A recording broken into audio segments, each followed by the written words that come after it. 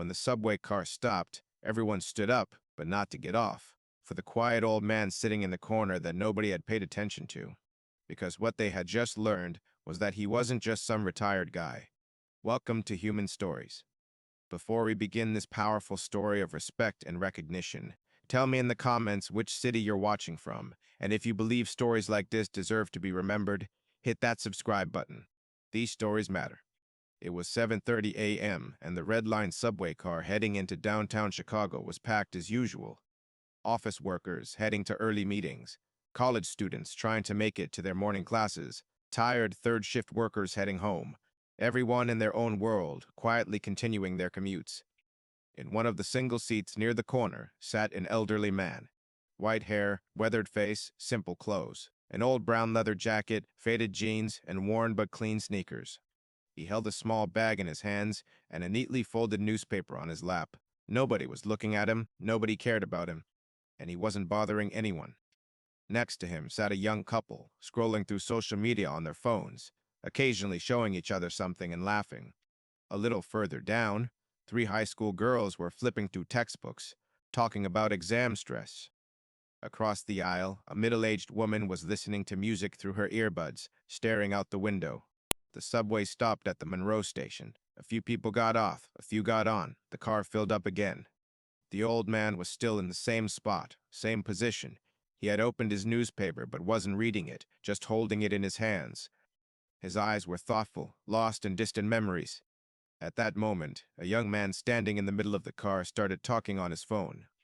His voice was a bit loud, disturbing those around him. "Bro, these old people take up space on the subway.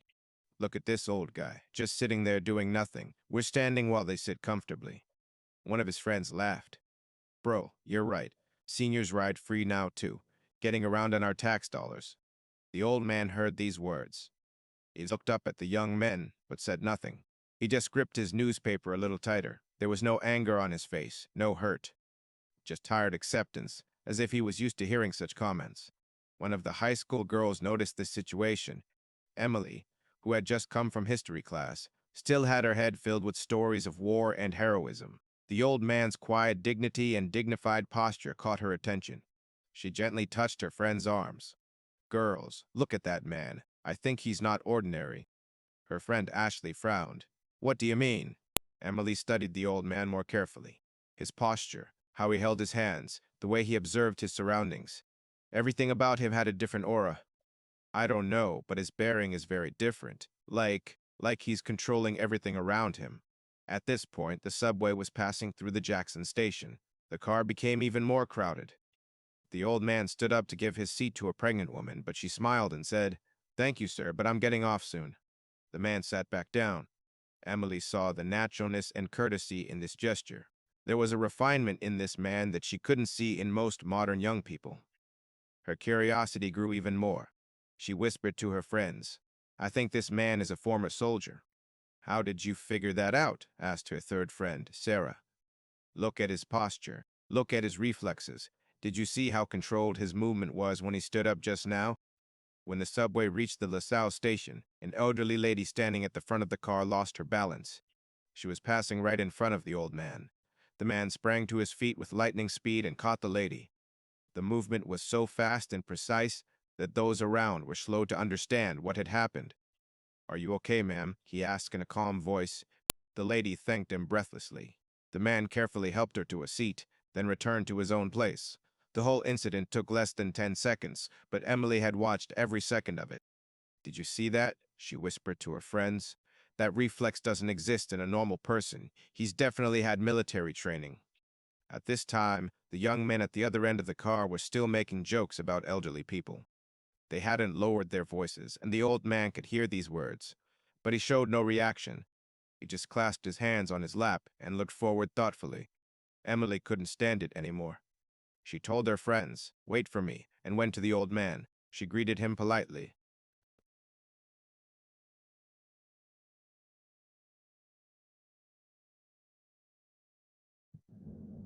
"Excuse me, sir. I don't want to bother you, but—" The old man looked up at her.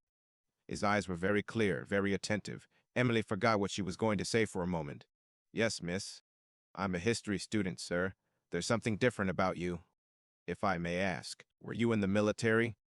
The man looked at her for a while. Then a slight smile appeared on his face. Why would you think that?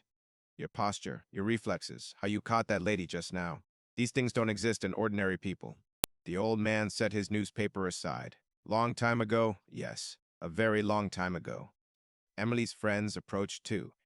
Other passengers in the car also began to pay attention to this conversation. There was a special tone in the old man's voice, a calmness that drew people in. Which branch did you serve in, sir? Emily asked. The man thought for a moment. Special forces, long time back. When these words were heard, the atmosphere of the car changed. First Emily's friends, then those standing nearby, then gradually the entire car began listening to this conversation. Which operations were you in? Asked a curious, middle-aged man. The old man clasped his hands together. There's not much I can say. But there were things that needed to be done for the country. We did what we could. The young men at the front of the car who had been making jokes were now quiet too. They were wondering who this old man might be. Emily continued, Sir, if I may ask, how many years did you serve? 25 years. 1975 to 2000. These dates meant a lot. Those were very difficult times for America. The Cold War, conflicts in Central America, various operations. A retired teacher standing in the middle of the car approached. Sir, those were very difficult years. God bless you for your service. The old man bowed his head slightly.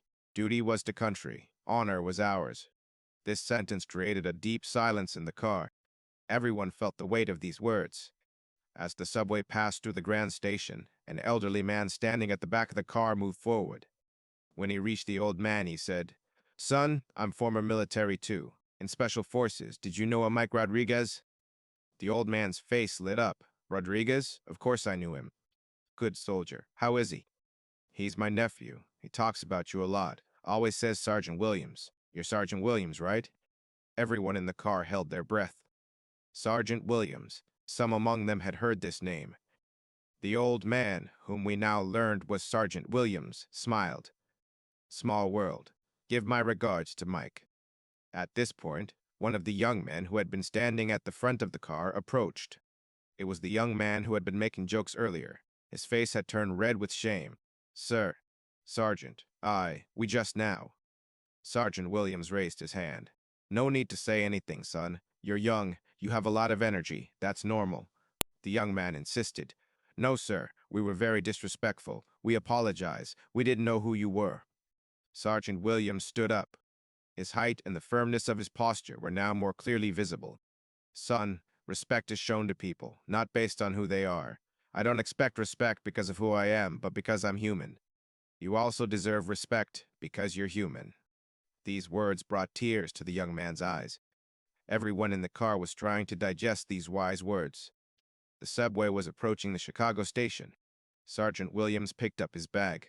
I'm getting off here, he said. Emily immediately asked, Sergeant Williams, I have one last question. What did you experience in those years? Could you tell us? Sergeant Williams stopped and thought. Miss, in those years we fought so that children in this country could go to school safely, so that mothers could be reunited with their children, so that fathers could return home safely, and so that today you can travel safely on this subway. The car stopped. The doors opened. Sergeant Williams was about to get off. At that moment, something happened in the car that no one expected. First, Emily stood up, then her friends, then the retired teacher, then the elderly man, then the young men who had been making jokes. Then one by one, the entire car.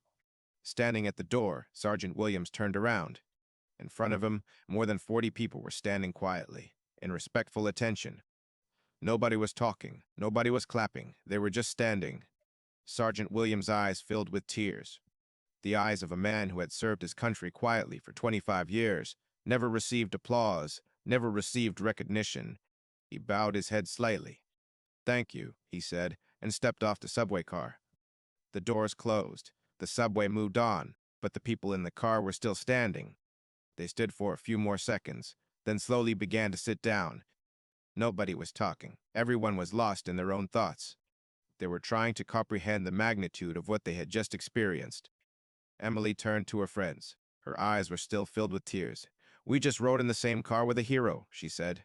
The young man who had made the jokes had his head in his hands where he sat. What did I do? What did I do? He kept repeating. The retired teacher approached him. Son, you learned a lesson today. Don't forget this lesson. And show respect to every elderly person you see around you. Maybe they too are people who fought for you. When the subway reached the Fullerton station, the atmosphere in the car was still different. People were treating each other more respectfully, giving seats to the elderly, listening to each other more carefully. Emily took out her phone and opened her notes app. What I learned today: heroes are constantly walking among us. To notice them, all you need is to be respectful and look carefully, she wrote. Everyone who was in that car that day went home with a different story. Emily told her family about this incident at dinner. Her father said, "Daughter, we live in peace in this country thanks to people like him. You noticed him? That's very important." The young man who had made jokes talked to his mother when he got home. Mom, I behaved very shamefully today, but I learned a very important lesson. I will never disrespect any elderly person again, he said. The retired teacher told his wife that evening, these young people aren't bad, they're just not aware. But they're open to learning. America's future is bright. And Sergeant Williams, when he got home, told his wife about that day. Martha, I experienced something very beautiful today. One of the young people noticed me, and everyone in that car stood up. I guess the struggle we put up had meaning after all. His wife Martha's eyes filled with tears as she said, Robert, you always stay quiet, but it was good that your voice was heard today. The next day, Emily told this story to her friends at school. The story spread among the students. When their teacher heard this story, she said, this is a very valuable experience. This is also the purpose of our history lessons, to know our past, to recognize our heroes. A week later, Emily was traveling on the same subway line. She wanted to see Sergeant Williams again, but couldn't find him. But she noticed something different. The people in that car were now treating elderly people more respectfully. They were more attentive about giving seats and helping. It was as if the trace that Sergeant Williams left that day continued to live in that car. A month later, Emily's school started a living history project. Students would conduct interviews with elderly people in their neighborhoods, listening to their stories. This project, which started with Emily's suggestion, attracted great interest. As part of the project, Emily wanted to find Sergeant Williams. She did research, asked former soldiers. Finally, she found him, but this time not for an interview, but to thank him. Sergeant Williams, you changed not only my life that day, but the lives of everyone in that car. We now recognize the heroes around us. Sergeant Williams smiled. Miss, the real hero is you. You noticed, you asked questions. Curiosity and respect were in you. During this conversation, Emily learned that Sergeant Williams wasn't just a soldier, but also after retirement he was volunteering at a children's home, teaching reading and writing to illiterate adults. Sergeant Williams, so you're still serving?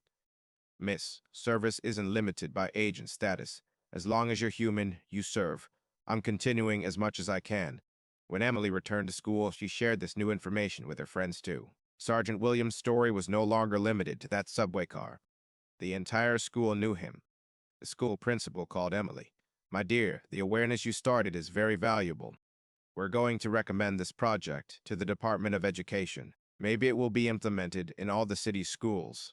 And that's what happened. The Living History Project began to be implemented throughout Chicago. Thousands of students began talking to elderly people, listening to their stories. When Sergeant Williams learned about this situation, he was very moved. So what happened in that subway that day didn't just stay in that moment. It turned into a storm, he said. Now there was also a change in the Chicago subway. People were treating each other more respectfully, showing special attention to the elderly. Even the subway workers had noticed this. The 40 people who stood up in that car that day hadn't just shown respect to one person. They had planted the seed of change. And the seedling that grew from this seed was now embracing the entire city. Sergeant Williams' story shows us that real heroes often live quietly among us. To notice them, all we need is to be respectful and look carefully. Have you ever encountered such a hero? Is there someone you noticed, whose identity you learned later? Write their names in the comments. Share their stories. Because at Human Stories, we believe that silent heroes should not be forgotten. If this story touched you, like it, share it, and subscribe, so that these stories continue to be lived. Until we meet in the next video. Until then, don't forget to notice the heroes around you.